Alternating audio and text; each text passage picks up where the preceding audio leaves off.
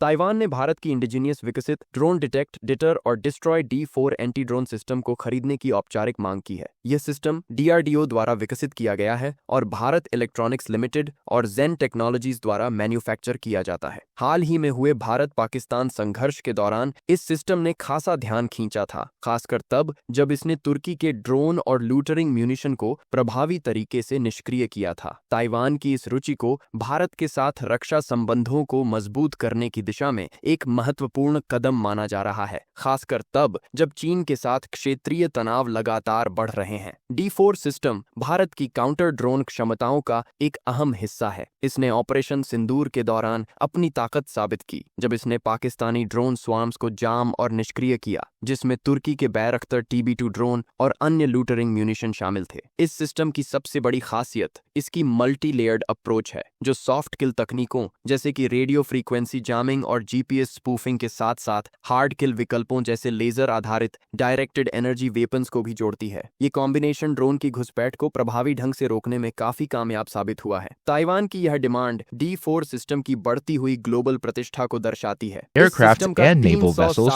crossing the Taiwan Strait medium line. ऐसी खासियतें हैं जो As Taiwan emphasizes mountain defenses due to its terrain, the focus now shifts to how the Defense Ministry will adapt to evolving threats. Bharat के D4 system को अपनी air defence network को मजबूत करने वाला एक अहम हथियार मानता है। भारत के DRDO ने 30 किलोवाट लेजर आधारित डायरेक्टेड एनर्जी वेपन भी विकसित किया है, जिसे भारतीय सेना भी खरीदने की योजना बना रही है। यह हाई एनर्जी सिस्टम, जो हैदराबाद के DRDO के centre for high energy systems and sciences द्वारा विकसित किया गया है, 4 से 5 किलोमीटर तक ड्रोन को टारगेट कर सकता है। ताइवान इस टेक्नोलॉजी में भी गहरी दिलचस्पी दिखा रहा है और कथित तौर पर इसके लिए सहयोग या तकनीकी ट्रांसफर की बातचीत भी चल रही है। यह मांग ऐसे समय आई है जब कई रक्षा विशेषज्ञों ने भारत से ताइवान को हथियारों की सप्लाई खोलने का आग्रह किया है। चीन ने पाकिस्तान को CH-4A जैसे एडवांस ड्रोन उपलब्ध कराए हैं और रिपोर्टेडली तुर्की के बैरख्तर TB2 ड्रोन के अधिग्रहण में भी मदद की है। भारत ने अब तक ताइवान को सीधे हथियार सप्लाई करने से परहेज किया है,